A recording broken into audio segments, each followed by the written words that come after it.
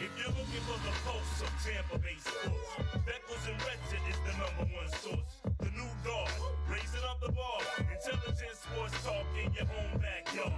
Ain't no competition, ask the fans why. Beckles and Recher got it by a landslide. Don't fret, microphone check, stand by. Yo, Fox, where they at? Who my two favorite guys? Here they go, here they go, here they go, here they go, here they go, here they go, here they go. Here they go, here they go, here they go, here they go, here they go.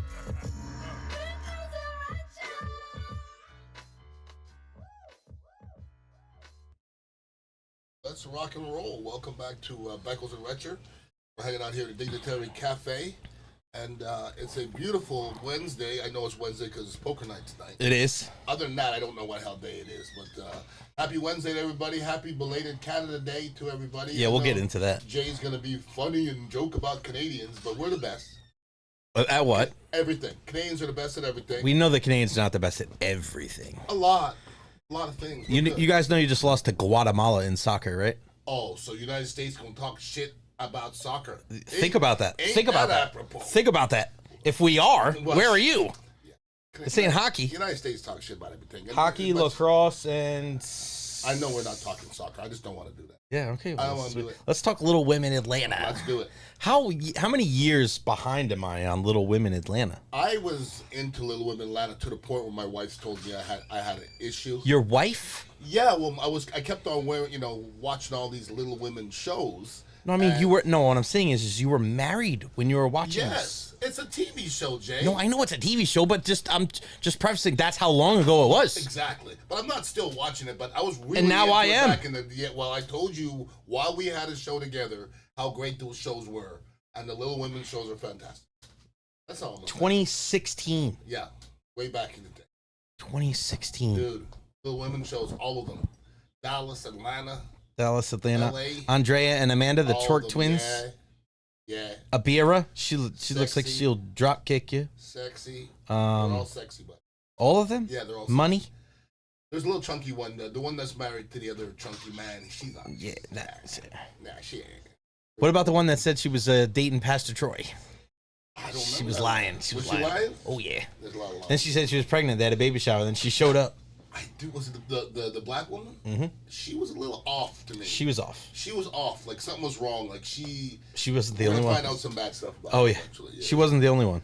No. I'm on a Little Women of Atlanta kick and a Dr. Phil kick. You're thinking Dr. Phil's got some skeletons in the closet? For sure. Everybody. Really? Does. Everybody does. Yeah, everybody does. Anybody who gives you advice, a la Oprah. All right. Things will come out. Oh, did he? So? I saw for the most part. I knew. I mean, nothing shocks me. But I saw this happening.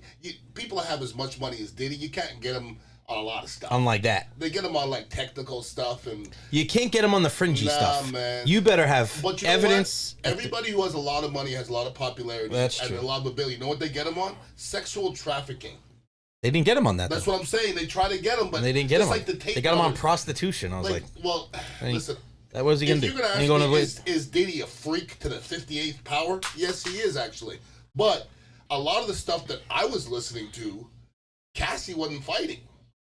No. Okay, so doesn't make him a good person, but it doesn't mean you got to put him in jail. But it doesn't mean you're a criminal for that stuff. Exactly. Yeah. He's not innocent of anything. He could be guilty. He could be guilty of certain things, but not that. Being a freak. Yeah. He's clearly a freak. He had a 50-foot bed or something like that. 50-foot bed. He had a 50-foot bed. He 50 had by cases 50. of baby oil. 50 by 50. How much baby oil? And a lot of Astroglide too. He had so much baby oil, it wouldn't even fit inside the Dignitary Cafe. But you can't go to jail for having a lot of baby oil. No, you can't. You can't. You just makes you real freak. It's just really like, ooh, shit. I ain't mad at you. That's not what we're debating right now. No, we're not debating that. We will debate what the... It looks like Fox Sports put out a list of the top 10 quarterbacks in the NFL, and you get some of these wonky lists. And we were talking about the list last week with WIP up there in Philadelphia, where Jalen Hurts wasn't even in the top 11 athletes in the city of Philadelphia, which is it's clickbait. That's clickbait to the nth degree. So Fox puts out this list of the top 10 quarterbacks, and Jalen Hurts is actually number 5. So number 1 was Josh Allen. Number 2 was Patrick Mahomes. Then you had Lamar Jackson, 3. Hold on, I'm just going to give you the top 6. Okay. Number 3 was Joe Burrow. 3 was Lamar Jackson, 4 was Joe Burrow, 5 was Jalen Hurts, and 6 was Jared Goff, Okay. 7 was Baker Mayfield, and then Justin Herbert. Would anybody take Jared Goff over Baker Mayfield right now? I don't know if they Detroit fans would. Maybe, because, I understand that. Let's go back to the beginning. Why would Josh Allen be ahead of Patrick Mahomes? Give me a reason. I'm with you. I'm with you on that. Give me one. Okay, if we are boxers and the last 4 times we fought, I beat you, you can't say you're better than me. Mm-hmm. Josh Allen can't say he's better than Patrick Mahomes because he's not. So this is my thing with lists, okay? I'm not going to sit here and debate somebody else's list because there's a process and you go through different things.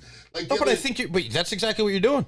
Understand? But you're right. I disagree. I don't think it's a list, though. You know what I'm saying? No, but I'm with you, and it's at the end of the day, I think it's you make lists so that people can debate them. Correct. You don't make them because they're set in stone and that they're solid gold. But I look at a list like this, and I thought the exact same thing as you did, and it goes back to the conversation we haven't talked about this, but when LeBron was complaining about this ring culture stuff a couple of weeks ago, and why does everybody worry so much about the rings? When it comes to legacy. Well, because it's probably the biggest thing in regards to your legacy when across the board, personal accomplishments are pretty even. You start looking at the team stuff because you want to win. At the end of the day, it's about winning. Like, I don't want to hear anything about LeBron and complaining about ring culture. That's the reason why you left your hometown to go to Miami and join up with 2 of your buds and bring 2 championships to Miami. That's why when you went home to Cleveland and won that championship with Kyrie and with Kevin Love against the Golden State Warriors, why it meant so much to you and your city, because you were devoid of a championship from the Cleveland Browns and the Cleveland Indians and the Cleveland Cavaliers. So the rings have a lot to do with it. It's not the end-all be-all. It doesn't mean that if you have the most rings that you're the best of all time. But, man, if you want to be considered the best of all time, you got to have probably a couple on your resume. Well, the older I get, the more I realize just us in general, the way we evaluate people is very unfair if you really think about it, okay? Because if you say unequivocally who's the best quarterback of all times, who's normally going to get the Tom Brady. Okay. Let me ask you a question. If you take Tom Brady off any of those teams and you put in Joe Montana, you think you're worse? No. What if you put in Patrick Mahomes? You think you're worse? No. Okay, so that's the thing for me. That's okay? true. And you see what I'm saying? Yeah, so, exactly, because I know you've made that argument before. Yeah. So as I'm reading this list, I'm actually thinking of the other side of that going, but the player also has something to do with the team's 100%, success, right? 100%. Because what we don't take into account is, yes, if Joe Montana's career was exactly the same, but what you don't know is that, Joe Montana might have slipped walking down the stairs one time and hurt his back and then didn't play the second half of his career. And then he didn't have the same career. So the player in question, we always talk about, well, if we take that person out and we drop somebody else in. Well, you can't, because then the whole team is not going to be the same. Correct. Like, how do we know that Rob Gronkowski is going to be the same quarterback with Joe Montana? Like, he may have done it a different way. So, same thing about any of the other quarterbacks. Like, they may not have been able to do more with less, right? You can't drop a Tom Brady into a Lamar Jackson team and say that the Ravens are going to be the exact same, because the team's different. Like, they may be better. We always think it's on either side. We always think different depending on what you're talking about. People think different is always better. Not necessarily. There's some people that think different is always worse. I don't think not necessarily. It's a case-by-case example where, yeah, if you just put Tom Brady in the way he played quarterback and you put him on this Baltimore Ravens team, would that work? No, of course not. But if you had Tom Brady as your quarterback, you know what you're not doing? Running RPOs, and you change your offense. And the Baltimore Ravens would look completely different. Hell, they might even be better, and you never know. They might actually have a Super Bowl right now, and they don't. So when you look at this list, I'm with you, because team statistics have something to do with it when you're very close. When you have multiple guys that are MVPs, multiple guys that are top 5 in touchdowns and all these different things, then it comes down to the team's success. Fair or not, Marino, Stockton, Malone, all of these guys, as good as they've been, first ballot Hall of Famers, dream teamers, Olympic gold medalists, they're never going to be considered the best of all time. They can't, because they didn't have that ultimate team success. So when I look at this list, I'm with you. Josh Allen, fantastic. But to me, it's hard to think that there is a quarterback in the league that you could consider better than Patrick Mahomes. I would put Barkley on the list of the people who haven't won as well. Right. Looking at that list, I'm not sure Josh Allen deserves to be ahead of Lamar. It's a debate, okay? I think those two are very close. They're very, very close, okay? And listen, it's a popularity contest, and it's all good. When you talk about sports, almost every position depends on other positions, okay? Every sport. Well, most sports, but not every sport, and not every position either. Because if you give me a great defensive lineman, they're going to be great in any situation. Right. They're going to disrupt. But Lawrence Taylor they is will. great in any situation. No doubt now, about it. Watch but the here. level of it. Okay. And the amount of it. But Lawrence Taylor on the worst football team, you're going to have to game plan for him. No doubt see what about I'm it. saying? But as far as how much that contributes to winning, Yes. you need other pieces too. Right? 100%. Depending on what that percentage is. Because as great as Lawrence was, Sure. let's not forget Harry Carson and, Sure. and all those. Sorry about that, Harry. I threw up on you when I was 3 months old. He's got over it. I don't think he did. It I don't think he did. stinks. It probably does. But you need other guys like that. And that, I think, in a way, I totally agree with what you're saying. Those guys, like Joe Thomas, I think is a great example. Right? He's Joe one of the best Thomas ever, regardless. is one of the greatest examples in any sport. A guy that was one of the best on the worst team. And you know what's crazy? And I wanted to ask you this too. How many all-time great offensive linemen are on bad teams? It's very rare. It's very rare. Just think about all the guys recently, right? Orlando Pace was on those unbelievable Rams teams. Jonathan Ogden was on those Ravens teams. You look at guys like Tyron Smith. You look at Lane Johnson, Jason Peters. Like, all these guys were on really good teams. Like Anthony Munoz. I mean, the Bengals were good. Anthony Munoz will probably be the best. But outside of, like, it's Joe Thomas, number one. Yes. Right? Yes. But then you look at all of these teams, even going back to, like, remember when Seattle was really good with Walter Jones and Steve Hutchinson? Yeah. Like, they ran the shit out of the ball with Sean Alexander, right? So it answers two questions. One, how do you have to build your team, right, in the trenches? But also, you look at it as, if you are a great, you could be a good defensive lineman on a bad team. You rush the passers. But it's very rare. I challenge anybody out there. Go look at an All-Pro or a Pro Bowl, which is more of a popularity contest. How many of those guys are coming from really bad teams? Just doesn't happen. Well, I mean, I'll give you a great example. Tony Mayberry, I played with Tony for 7 years, and he played at a high level, and I thought I was playing at a high level as well. The second I left and the Buccaneers started to go to the playoffs, he started to go to the Pro Bowl. It doesn't necessarily mean he played any better than he did 3 years ago. All it means is you got a little extra exposure. Now, going back to the athletes and being, when you talk about the trenches, usually you don't need anybody else in the trenches. If you're a great tackle, you're going to know they're great tackles by their peers and what their peers will say. Tony Baselli, but they did have some good years with Mark Brunell. Yes. But when you're talking about other positions, quarterback being the number one position, you cannot be a good quarterback by yourself. It's impossible. Without a good line, you can't do it. Let me give you another position. You can say you could be a great wide receiver, but you're going to be a less of a wide receiver if the guy on the other side sucks. You're just gonna. Yeah. They're going to roll everything to you. Oh, my God, he's not good anymore. No, they're not worried about that other dude. So when you see Alvin Harper come here and Alvin Harper all of a sudden disappears, he's not a number one. Now, would Michael Irvin be as good without Alvin Harper as number two? He still would probably be great because he was great, but Alvin helped him do all that. When you talk about those Dallas Cowboy teams that had Hall of Famers at every single position. So some of these lists that they have and the greatest of all times for me, there's so much that goes into that. And when somebody says, who's better? My answer is always this. In what scenario? Right. Because there's a scenario where you say, who's the best running back of all time? I'll be damned if you could tell me that. There's a scenario where I give the ball to Jim Brown. There's scenarios where I give the ball to Walter Payton. There's scenarios where I give it to Barry Sanders. There's scenarios where I give it to Marcus Allen. So you can't tell me who's the best. Emmitt Smith. So there's durability that comes into play, longevity that comes into play, playing hurt, catching the ball out of the backfield, blocking. There's so many different, parameters and factors. So that's what's beautiful about sports. I really do. Like, let's take the NBA Finals, for example, okay? They go into the NBA Finals. I didn't hear one person picking Indiana. Everybody was like, 4 games and blah, blah, blah. They don't deserve to be there. How can a team in the finals not deserve to be there? I don't understand. Yeah, that's stupid. It goes through a process. They beat the right people, and they take it to Game 7. That's what's beautiful about sports for me, because it doesn't matter what you think.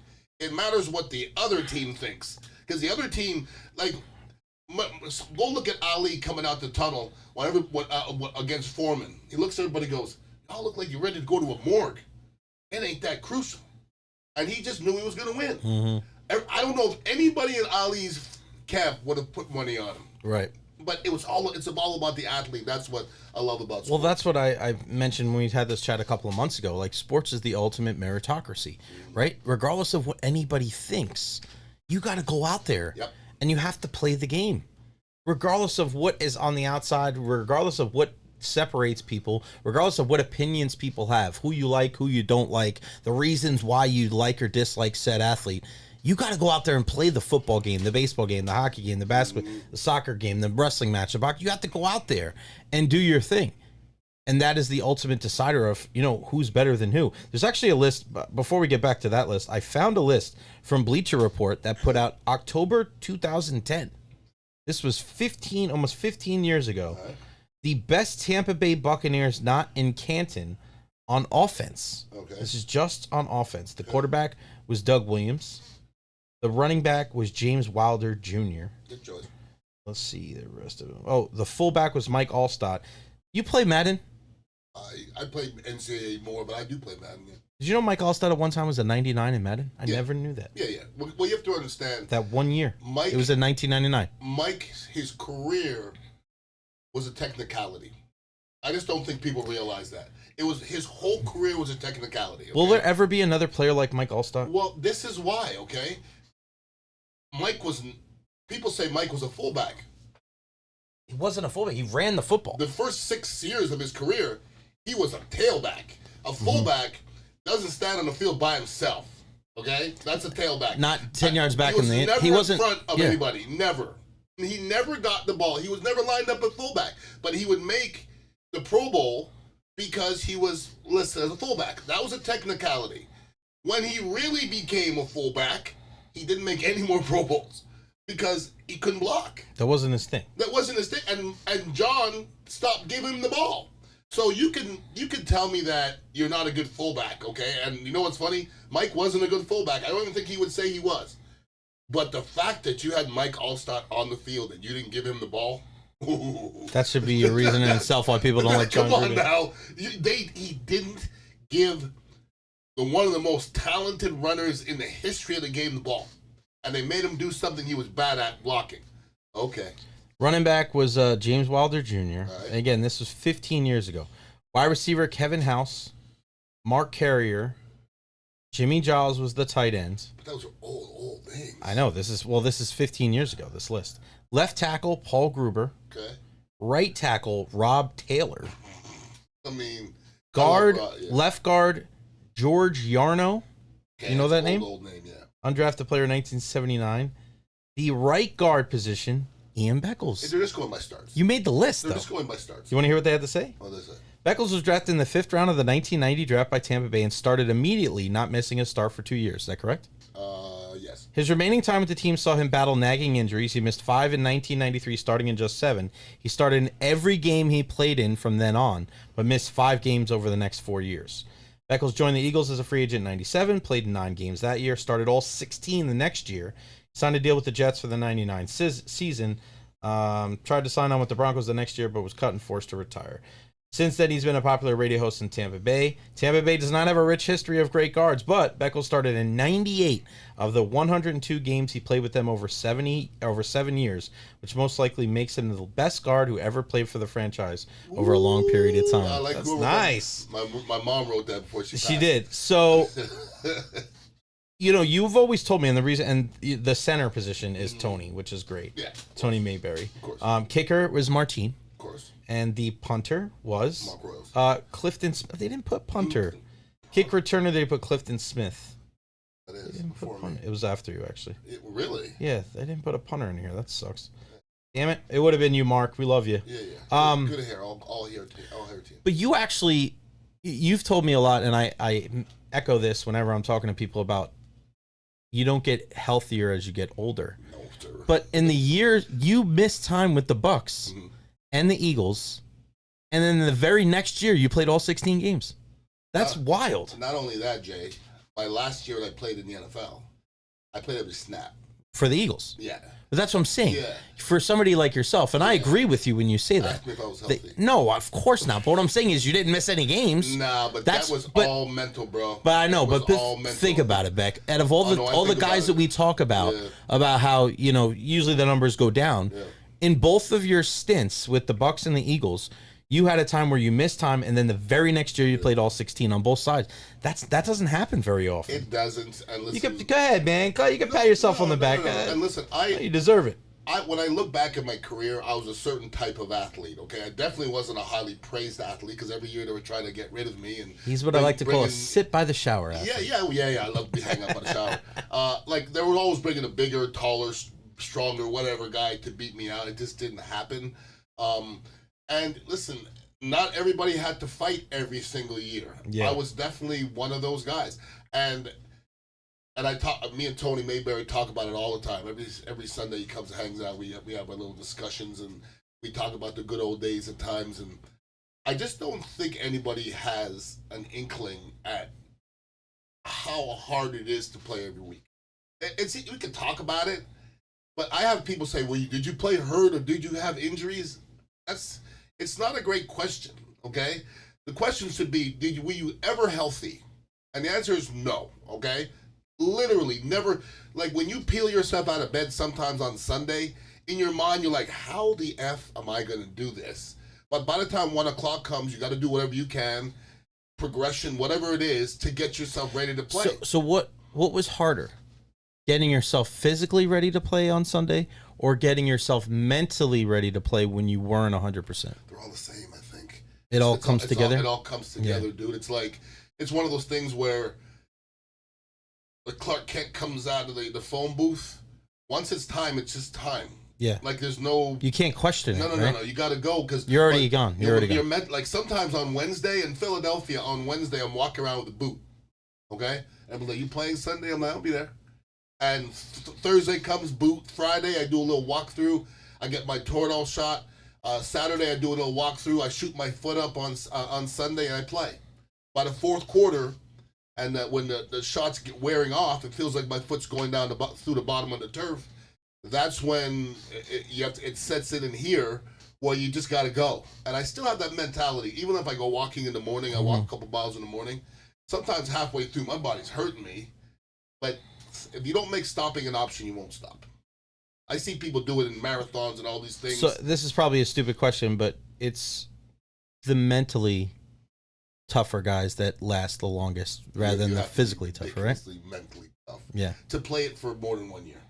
Just because I'm telling you, my high ankle sprain I got in college never went away. I had bone spurs, I had knees, I had neck, I had shoulders. They don't go away. And even today, nothing in my body really bends all that well. You just got to move on. You just got to move on to the next one because when my foot, I can't even go up on my toes on my right foot. I'm not able to do it, all right? So you have to compensate and figure out ways to play around it. My left ankle was so bad I had to wear a plastic boot or else I couldn't play. You just got to figure out a way to play with a plastic boot. By the end of my career, somebody passed me a sheet in a meeting. I almost had to guide my arm because my shoulders were so jacked up. But on Sunday, you got to do whatever you have to do chemically, put out whatever you have to do in your body, take whatever you have to do to play, because that's what you're paid to do. What was the first thing you got operated on when your career was over? When it was over? Yeah. I don't think I got anything operated on right afterwards. I tore my rotator cuff, but I did that working out with a young kid, trying to show him how strong I was, and I showed him. But I just felt a pop. I grabbed onto him, he looked at me, and I just felt a pop. Boof! And I said, hey, go get some water. I walked away, and I go, oh, boy. Like, as somebody who's been through the ringer body-wise, when you're hurt, you know you're hurt. Yeah. Like, I know I'm hurt. Yeah, you know a strain from... Yeah. Like I would say to my trainer, I go, it's not good. Like, when I tore my quad, I went to my trainer, I go, that wasn't good. And that was a 3-week injury, you know what I mean? So I thought about my body top to bottom and the things that I didn't injure, and I came up with one body part. My ears. Really? I never hurt my ears because they're kind of hidden. Yeah, they are. I got poked in the eye, got poked in the nose, I had fingers in the mouth. That's kind of what your Friday nights usually. Yeah, I mean, Gandy Beach. Candy Beach is like, oh, fingers in the mouth. He's not flexible. Yeah, that's a lie. All right, back to this list. Yeah. I think I really, other than the top, I like where Baker is on this list at number 7, because I think that's where he is, because you'll have people that don't even have Baker in the top half of the quarterbacks in the league. There's no way that Baker, in my opinion, is below Justin Herbert, Kyler Murray, Trevor Lawrence, Dak Prescott, Jaden Daniels.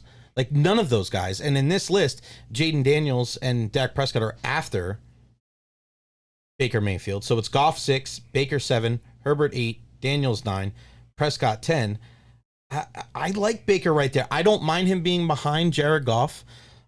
He's had some more success, a little bit longer success with 2 different teams, taking the Rams to the Super Bowl, doing a really good job in this offense with the Detroit Lions. And then the guys ahead of him, Hurts, Super Bowl champ, and then the top 4 guys, I think, in the league. I like Baker at number 7. What say you? Well, if we were having this conversation last year, where do you think Baker would have been? Probably 10 to 12, maybe? Maybe 15. Maybe 15, okay? Because I'm the kind of person, I don't really care how people evaluate people. I just watch. Right. I just watch. Like, oh, this is the highest rated guy. I watch it, I go, eh? Like, there's sometimes this guy's so high rated. Like, I went to Jesuit one time. They go, this quarterback is blah, blah. I watch the game, and I go, yeah. Like, okay. It's just one game. Okay. Mm-hmm. I mean, you might be great the next game, but this is the one thing that I have learned in sports, and this is, and I think I've said it to you many times. Greatness don't hide, dog. Yeah. Greatness, when you see greatness, it shows itself early. Right away. Greatness moves different. It's got a swag to it, and in any game, you're gonna go 1 point. Oh shit! Like, I remember when I watched LeBron in high school on ESPN. I remember them like, LeBron. I'm like, let me watch this. In the first half, I'm like, this ain't it. And in the second half, he had a fast break, and he had a dunk, and I was like, and then from that point, my mind switched, and I go, oh, now I see it. Mm-hmm. You just know, like, when somebody says, so-and-so is the best player. I've heard when we were on the air, somebody said, Tim Tebow is the best college football player of all time. You put him in Indiana, he's not Tim Tebow anymore. Where are you going to put Bo Jackson to hide him? Where are you going to put Barry Sanders to hide him? Mm-hmm. Where are you going to hide him? Let me tell you, if Barry Sanders wasn't a running back, he would have been, and he was the year before, an All-American kick returner. Put the ball, he could have been a wide receiver, but you're going to hear about Barry Sanders. You're going to hear about Bo Jackson. Certain guys, it doesn't matter. Like, Tim Tebow needed greatness around him for the greatness, okay? Like we talked about quarterbacks. Certain quarterbacks don't need him now. Like Lamar Jackson, you can put good around Lamar Jackson, and it's going to turn out okay. Right. Okay, we see that. But every athlete is different, my friend, and there's very few of them that don't need anybody. And quarterback's a tough position to not need nobody. I don't think it's even possible. So Baker at 7, you're good with? I think that's perfect. I think that's him. Right there. It scares me. Yeah, it does. Well, it scares me because sometimes the expectations are high. But listen, it doesn't matter what I think. He's making lots of money now. Mm-hmm. He wasn't making lots of money 2 years ago, so that should be more stress than being 7th. But to me, I'm not sure. And those names you put ahead of him are established, and I'm taking Goff off. I'm taking Baker ahead of Goff. And the other ones, I still don't know if they would be better on our team with this team. Not all of them. I'm like, so there's nothing that worries you about Baker going into this season? His health. That's it. Other than that? Nope. Not the turnovers, not running the football, putting his head down? Nope. 40, how many touchdowns and how many interceptions? Let him go. Mm-hmm. That Brett Favre to me, dog. You don't want your quarterback throwing 2 interceptions. You don't want that. You want him to throw 14 interceptions and 40-something touchdowns. That's a perfect ratio. So you like the 3-to-1 ratio? 100, come on, man. Mm-hmm. Throw 60 touchdowns and throw 20 interceptions. Go on, dog. I mean, we watched Mike Glennon throw 1 interception every 4 games. We won none of the games. Yeah. And he didn't take any chances. That's almost so you sound like you're prescribed to the no risk it, no biscuit of Bruce Arians. I think for quarterbacks, it's essential. Mm-hmm. I think it's essential to take it to a certain level. You know, Jameis Winston was an anomaly to where I don't know if anybody else did that. But having watched Jameis for many, many years, if you watch him like I watched him, there was a good 6 passes every game. You go, whoa. some quarterbacks never make you say whoa. Mm-hmm. Jameis will make you say whoa every game. Then you'll make you go, oh, what the fuck? Mm-hmm. So very few quarterbacks have both of that. I didn't see that a lot. Baker has a little bit in him. Baker, the one thing is his self-preservation to me. That being said, he's making it, okay? But it's just that one lick. That one lick, now all of a sudden we're in Kyle Trask and our playoff hopes are done. But I think Josh Allen and Baker Mayfield are kind of in the same ilk where you don't really want to rein him back. Mm-hmm. I don't know if it's good. Like Josh Allen, I don't want to rein him back. I think the big difference with Baker and the other guys that are on this list is that it's only been 2 years for Baker and the Bucs. Agreed. So for me, I am still of that, they're going to push the ball down the field. They said that. He was 71% passer last year. Your completion percentage is going to go down if you're pushing the ball down the field more. It's just a fact. Mm-hmm. And that's one thing that I worry, because we see that in the past when you're so focused on getting it to this receiver or just one aspect of the offense instead of just taking what the offense or the defense gives you. I think that's when you struggle. And I'd like to see him take care of the football a little bit more. I think the balance. I would take a interception or 3 less and a touchdown less.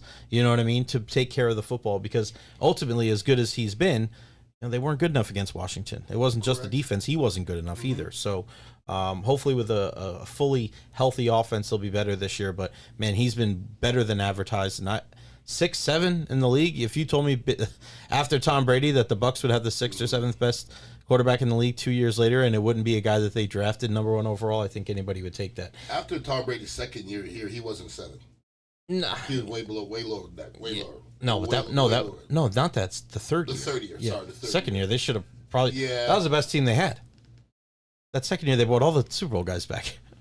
Yeah, it's So everybody it's came a back. hard thing, But it just shows you it's not easy. Funny in the history of NFL, that's happened many times. You know how many teams are successful? Very few. The best team doesn't always win. The Bucs, the year after the Super Bowl they won, I remember getting on there going, "This is a better team." Yeah, they sucked that year. Yeah, just everything has to go right, man. It's different, man. The hunger goes away, man. You've just been fed the whole offseason. Well, it's just the health, right? Other teams obviously have something to do with Timing. it. Speaking of timing, we are a day late and $1 short, but yesterday was Canada Day. Happy Canada Day to you and yours. Are you excited about that? How did you celebrate? I didn't. You didn't? You smoked weed. You just existed? Yeah. All right, so what we're going to do is we're going to come up with our 4 favorite Canadians of all time, and we can't say you. That's the only parameters. Not allowed to say Ian Beckles. I voted for myself 4 times. Can't do it. So we'll go back and forth one at a time. All right. You want to start it off? Who's your top 4 favorite Canadians? Okay. I'll give you one. Seth Rogen. He's a Canadian. He's Canadian. He's on your list. Your top 4. 100%. Really? That's my guy. I like Seth Rogen. Really? It's funny. What's your favorite work? We have a lot of his favorite work. His favorite movie. It was the weed movie. Really? That limits it down to 95 He's of in them? every weed movie. What do you want me to do? Which one? Pineapple Express? Pineapple Express, yeah. Knocked Up? I like Seth Rogen and what he's about. To me, I like some actors, and I hear them speaking. I'm like, I don't like. He just seems like an easygoing. I can hang out with him. So what have you heard from him that you actually like? I've watched quite a few interviews, and they're usually marijuana involved. Yeah, there's not really too much depth there. Okay, Mr. Dry year guy. Listen, Seth Rogen. Us marijuana smokers are easygoing people. Man. So you like Seth Rogen? He's number 1. All right. Wait to hear my second one. Oh my God! All right, my number 1 on the list. I'm gonna go with it's his 68th birthday today, and I'm gonna go with the excellence of execution, the best there is, the best there was, the best there ever will be. Bret the Hitman Hart's. Best what? Fine Canadian. The best what? Best wrestler ever. That's not true. He's one of the greatest wrestlers of all time. Technical wrestlers, without a doubt, easily. Bret the Hitman Hart, Calgary, Alberta, Canada. Famous from the Hart Dungeon. That's your guy. I mean, I would claim. Listen, I would claim. I've got to be honest with you, I didn't even really know he was Canadian. Bret the Hitman Hart? Nah, and I just Come on. I know most Canadians, so I didn't even know he was Canadian. Wow, He's no Corey Hart. I don't know what's worse, you saying that or you saying that Ja Rule and DMX were the same. You will not blaspheme the name of Corey Hart. As much as you're giving up, you gave up your black card that day, you're giving up your Canadian card, blasting. Don't worry about my card. Just get yourself a lighter and give me number 2. Yeah. My second one is once again, it's not a theme or anything. Tommy Chong. Tommy. Tommy Chong. Tommy Chong. Yeah, man. Number He's 2. a great Canadian. Yeah, Seth Rogen, Tommy Chong. Let's see. What do they have in common? Let me guess. Ian Beckles, Tommy Chong, Seth Rogen. Let me guess. That's a great dinner meal. What are you guys, all Scorpios? No, I'm Cancer, thank you. No, I know. I'm just kidding. It's all good. That's what you guys have in common. Tommy Chong. What were his contributions to society? Don't do that. That's it. You know who he is. You know you're more of a Chong guy than a Cheech guy. No, I'm probably more of a Cheech guy myself. But Chong, cool, he's man. Canadian. He's cool. All right, my second favorite Canadian of all time, I'm going to have to go with former captain of the Tampa Bay Lightning, my guy Steven Stamkos. He's got to be on there. Steve Stamkos. Good folks. Good guy. We should FaceTime him. That'd be so funny if we FaceTime him right now. He'd be smoking weed right now. Hey, Stammer, what are you doing? He's like, I'm with the kids. Ain't gonna work. All right, who you got? Number 3. My third one, you talk about greatness and Bret the Hitman Hart. I don't know if there's an individual walking on the streets that's greater than this guy. William Shatner. Bill Shatner. Bill Shatner, I dare you to say something bad about the great Billy Shatner. Do not.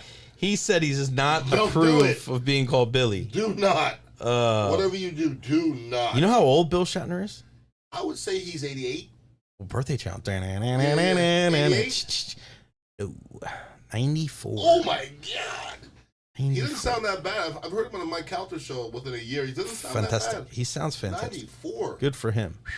He lived a good life, I would think. He's still living.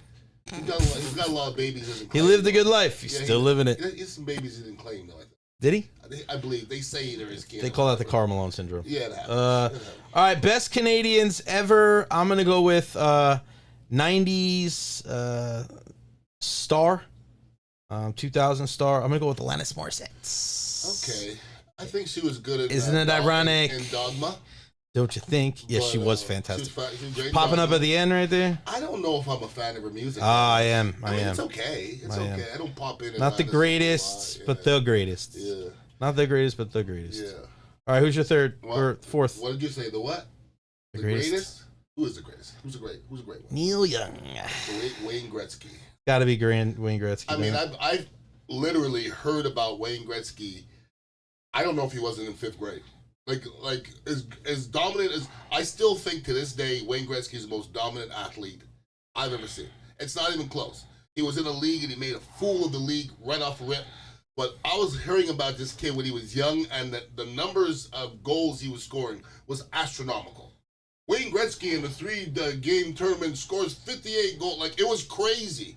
So by the time he got to the NHL and the WHA back then, I'd already heard of him, and when he just came in and just blew everybody away, I go, this is the guy. And he's got a weird hairline, but I like him as people. The greatest, no doubt about it. I was thinking about Celine Dion for this last pick.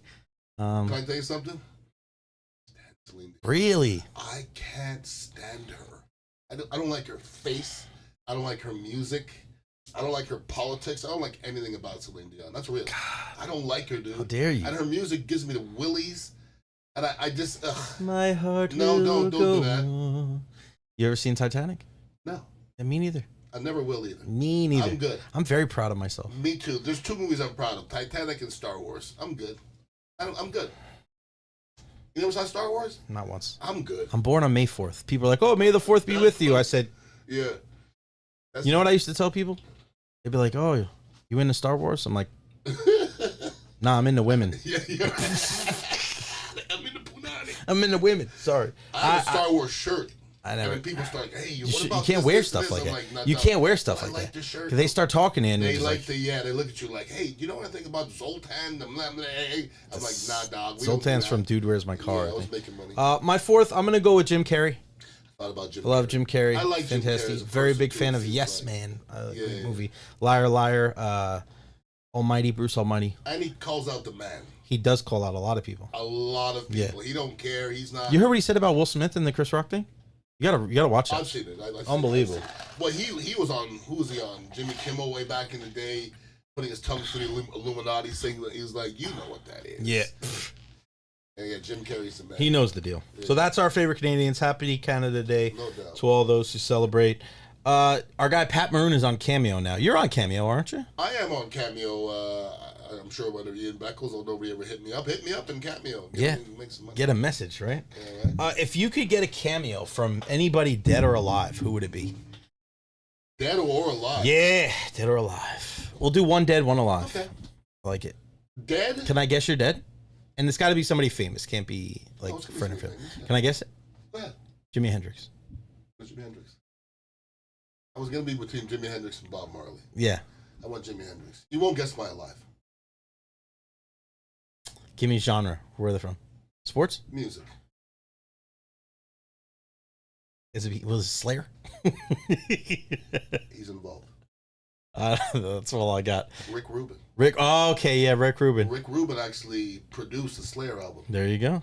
Now, Rick Rubin, I've probably seen everything he's ever done as far as this interviews and amazing, man. I just like everything he's about. You know, when I saw something on Rick Rubin was actually for wrestling. Because he did some stuff with Triple H and Vince McMahon and all that stuff. And they went to his house. Everything he put his hands on. And Stephanie McMahon and them went to his house and he was talking about all the different people. Yeah. And the things that they were saying was the craziest, like, amalgamation of not even genres of music, but just people. They were like, he was with, like, just throwing names. Like, he was with Bobby Flay, and then he was with Jay-Z, and then he was with The Rock, and then he was with Derek Jeter, and then he was with Samuel L. Jackson, and it's just like, what the fuck? Well, greatness loves greatness. Yeah, and he's special. He's special. Everything guy. Rick Rubin touches is brilliant. Do you ever watch Dave, the show with Lil Dicky? No. Rick Rubin did an episode starring Rick Rubin, and it wasn't in the episode. They never showed his face. At the end, they just showed the back of him. And it was one of the best episodes I've ever seen on any show. It was amazing. Everything Rick Rubin puts his hands on musically, and I love everything he's about. All right, so I'm gonna go one dead, one alive. You want to guess mine? Dead. Alive, Mark Messier. I met him before. Okay. I met him. That's a good guess, though. I know you're a big Messier fan. My alive would probably be. It would probably be The Rock. Really? Yeah. Okay. Just because he's just so fucking popular. You know, he's just so big to take time out of his day to send me a message. I would just love to hear what it would be. Right? Dead? What do you think? Dead. Dead, you're going to go with Walt Frazier. He's alive. Okay. Sorry, Walt. That's actually the one for my dad I think I would do.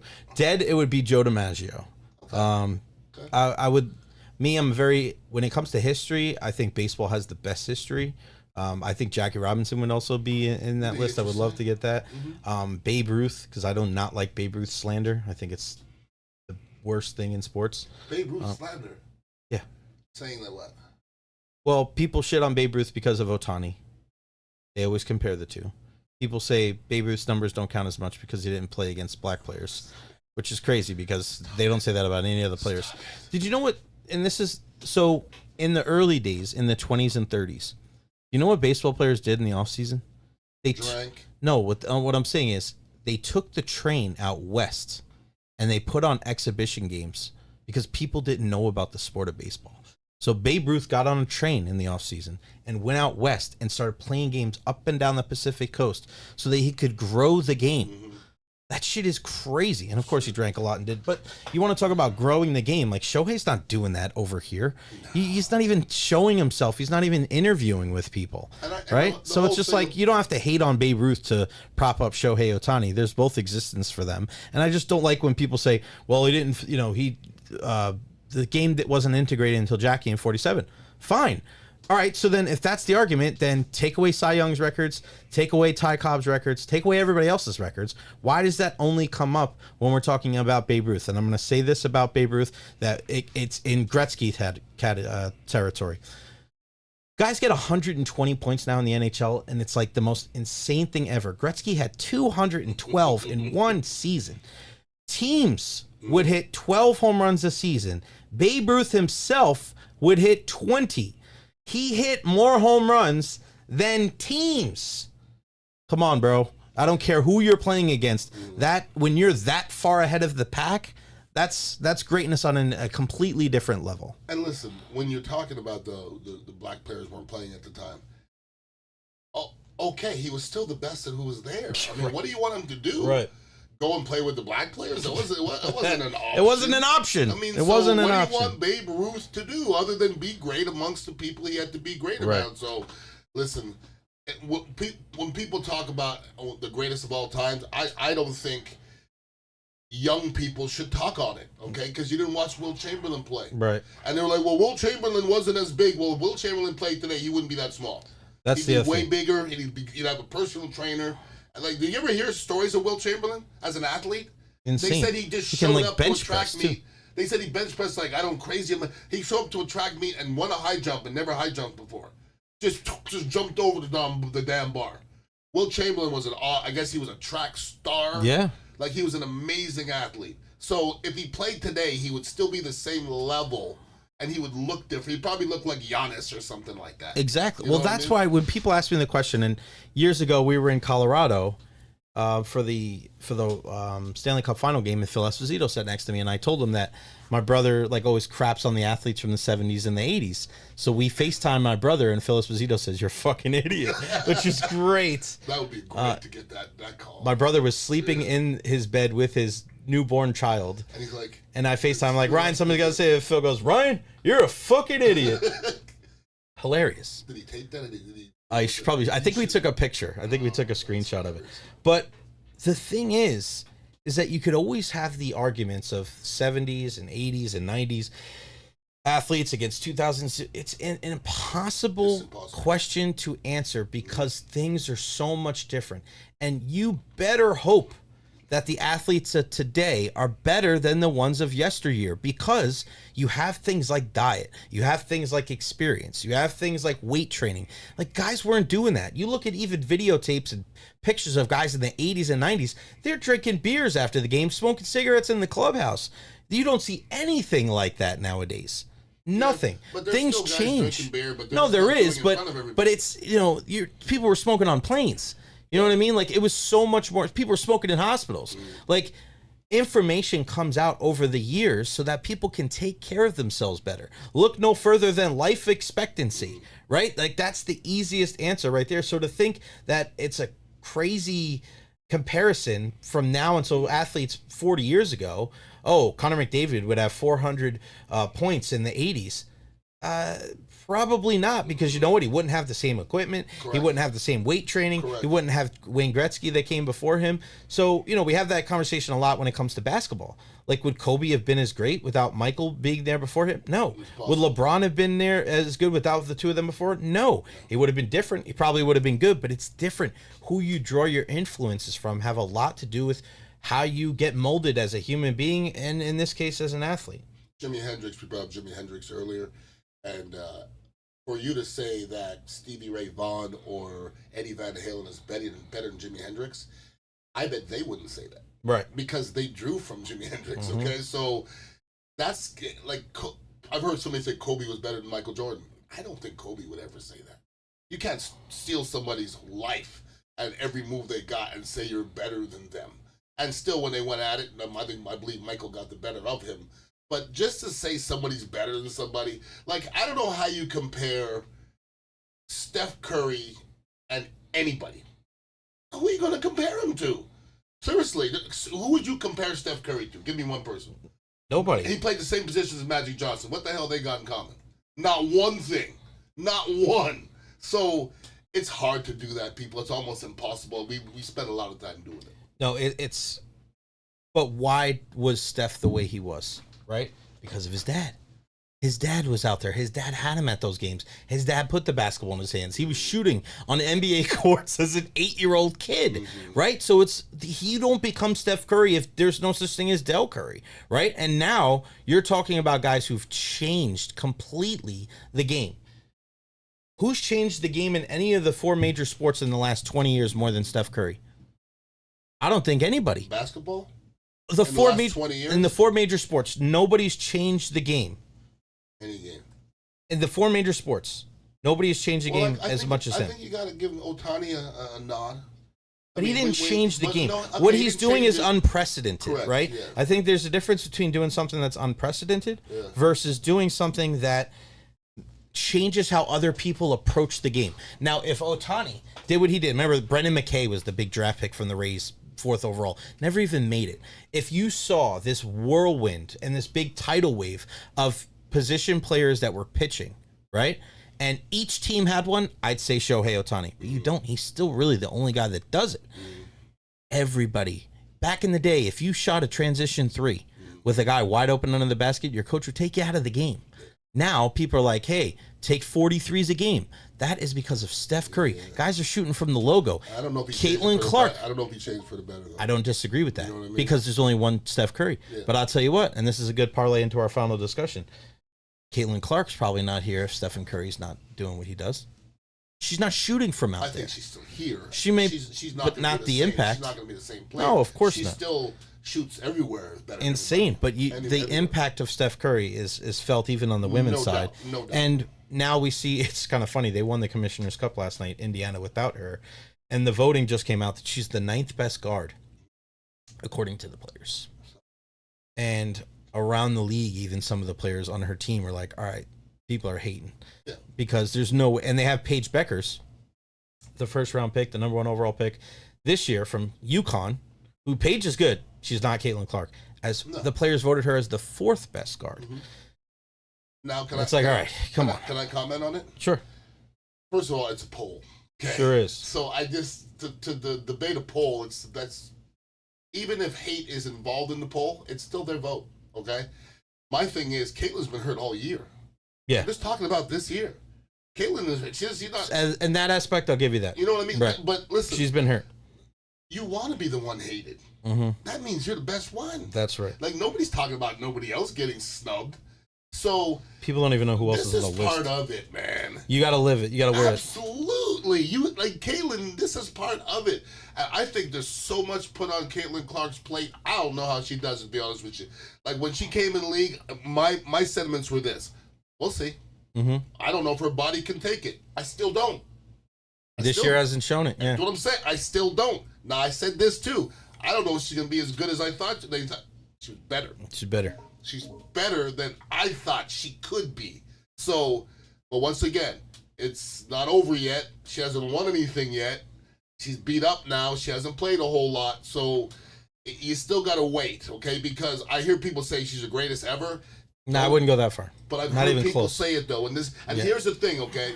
Whether we're talking about Tim Tebow or Caitlin Clark or whatever athlete, nobody hates the athlete. They hate the fans and what they say about the athlete. It's just the delusional fans. Like some people like, it's crazy that they're not embracing her. She's not their friend. She's out there putting 40 in their face. Yeah. And we don't know if Caitlin Clark's not talking about their mom on the court. Larry Bird did, yeah. Larry Bird used to talk about people. John Stockton used to talk about people. Why don't you embrace him? I'm not embracing a person that I want to smash. Chris Paul does it a lot too. That's what I'm saying. Mm-hmm. So it's just that part of it kind of drives me crazy. They should be embracing her. They shouldn't. The WNBA should protect her. Come on, man. She's a second-year player, and everybody's playing within the rules. Well, I think they are. She is being targeted. No doubt about it. Okay, because she's the best player. But that's what happens when you're a great player, correct. Right? So was Michael Jordan targeted? Yeah, but I think both those things could be true. But they put Michael on the ground. Yeah, of course. But they were also talking about the most difficult and the most physical point of NBA history in the late 80s and early 90s. Correct. Like it's never been as physical. It'll probably never be as physical. Okay. I think both of those will. No sport will be as physical. At that time. Any sport. I think at the height of physicality at that time. No sport. Not even close. It was wild. Football is a third. Yeah, hockey too. 100%.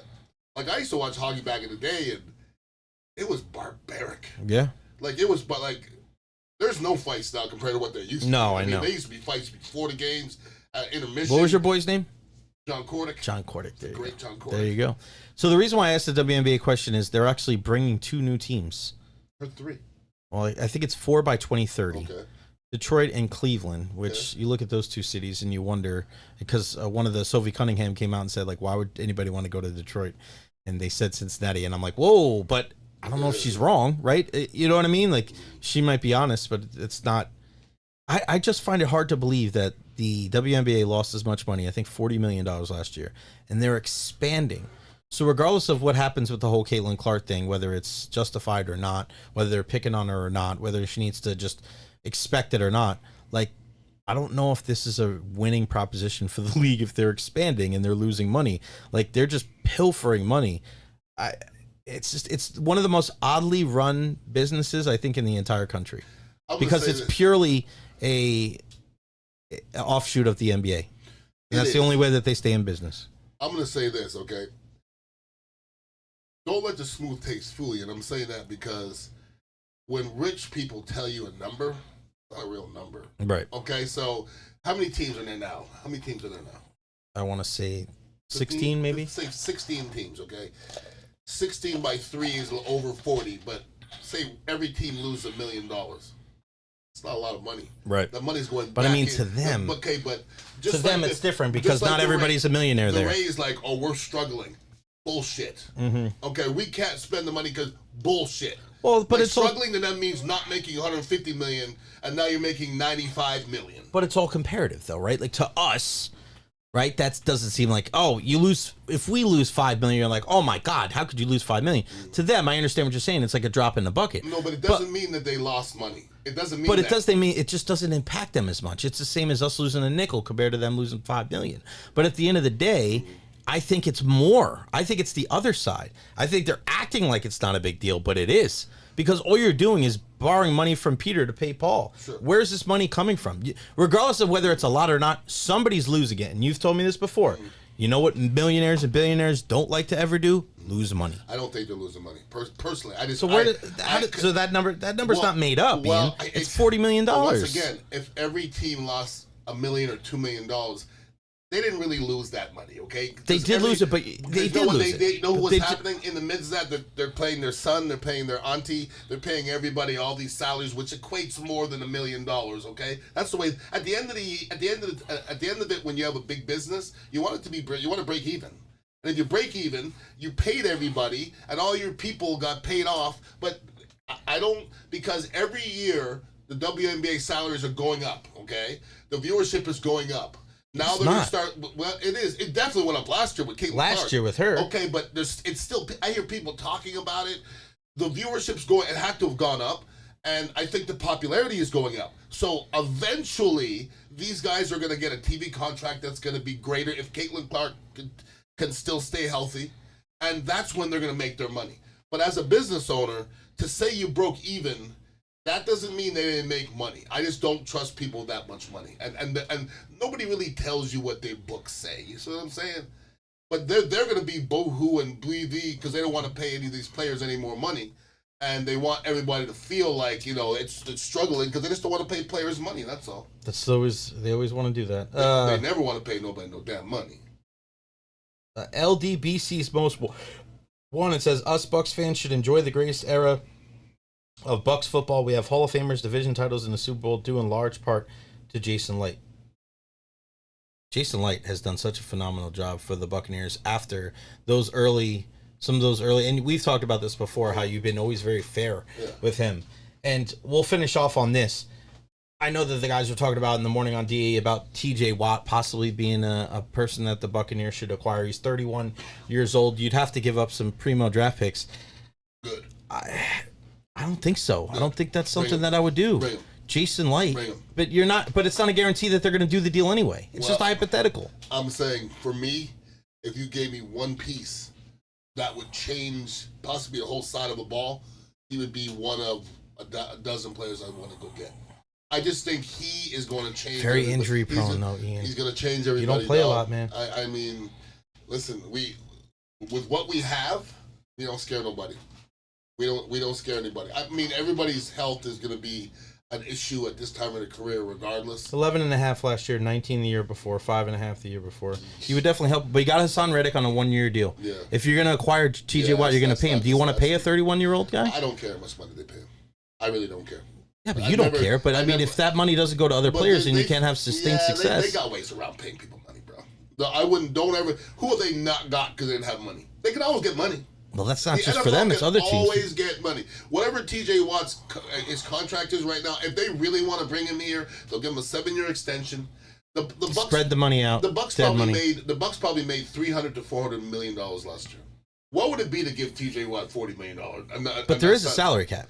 Of course. Now, if you give him an 8-year extension, how many more years T.J. Watt can play?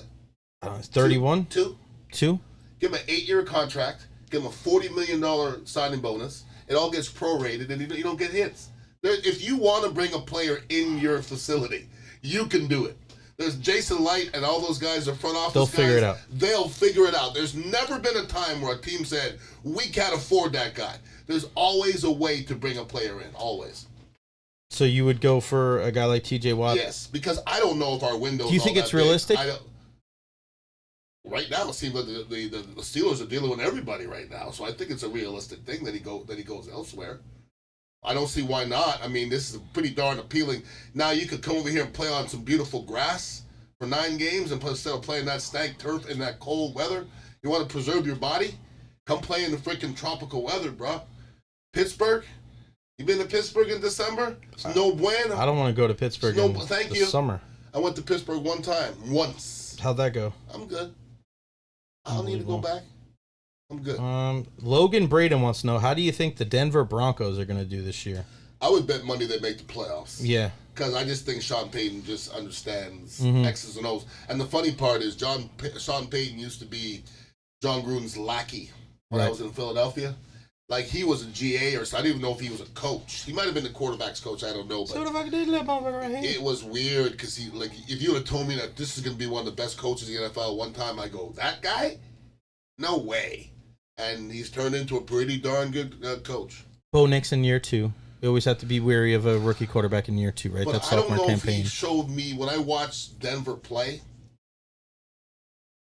Sean Payton understands how to manage a young quarterback. He knows how to take the pressure off him, right? Run the football, really Don't smart, give him too much, high percentage passes. Use the kid's athletic ability, roll them out, give them half a field to make some decisions, go 4 yards, slide. Right. Just think of the Jameis Winston era. If Sean Payton was the offensive coordinator, Jameis Winston would have been substantially better. You think substantially? If Sean Payton was the coach of the Buccaneers, Jameis Winston might still be the quarterback. Possibly. Jameis Winston will say and do something to get himself out of here, though. Nah, you never know. He says stupid stuff, Jay. He does. He says stupid stuff, and he says stop inspiring people with speeches because it's not good for me. It's not good. He has the worst speeches. It's terrible of all time. Speeches.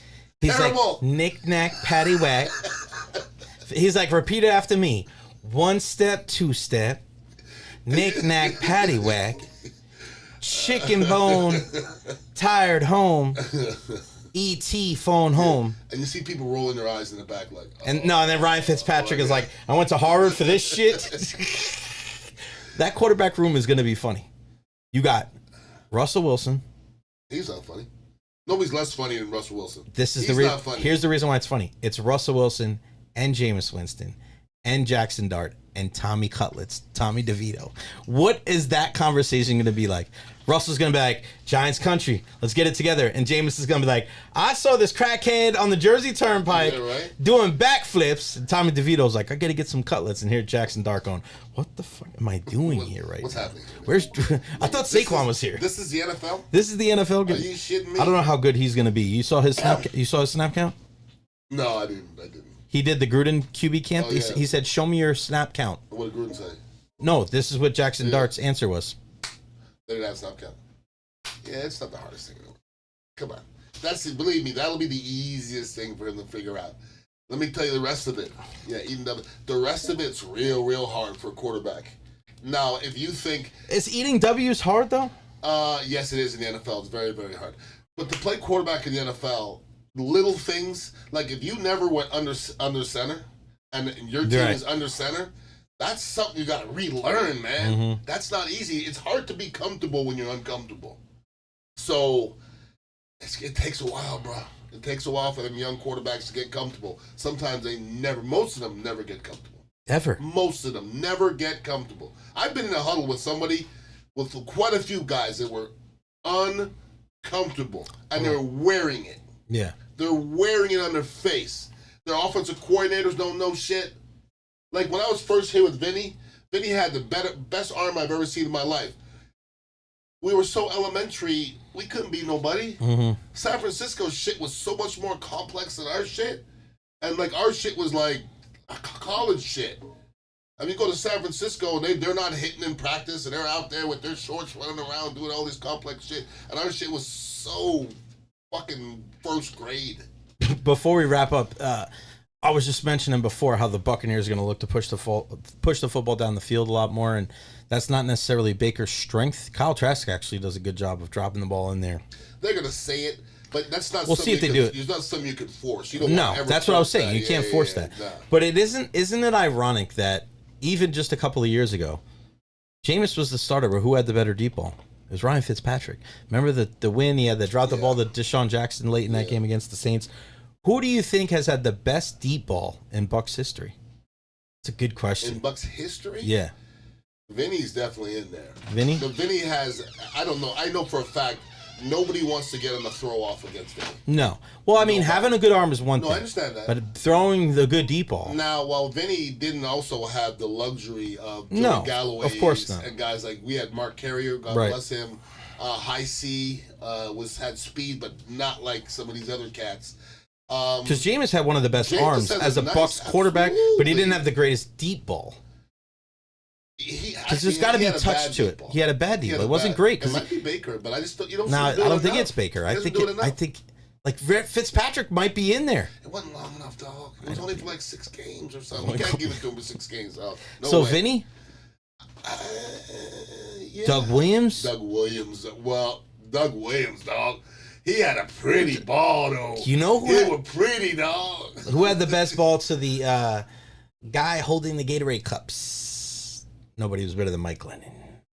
My man would roll out and throw the ball out. I'd never seen a guy throw the ball away as efficiently as Mike Glennon. Listen, Jay, I was on the air at the time, and people were telling me I was so crazy and I'm this and that. And I just go, guys, can't play. And when Chicago gave him that money, I go, that's the worst contract I've ever seen. Wait and say, terrible. He never started. Never. Give him $15 million. Mike Glennon was bad. You know, I had a scout on. Glennon got a lot of neck. I had a scout on one time, and I go, "Can I ask you a question?" He goes, "Sure." I go, "What did you have Mike Glennon rated?" He goes, "There was 32 quarterbacks, so he rated 32." And I go, "Whoa!" He goes, "Athletic ability 32, throwing arm 32." But I was like, "What are we looking at?" Bad. He was bad, bro. Shout out to Ren who's watching.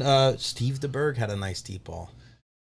That's what he's saying. Yeah, I got better old than Vinny? Steve DeBerg though. Yeah. I didn't see young Steve DeBerg. I got old. That's my brother though. I love Steve. So crazy though.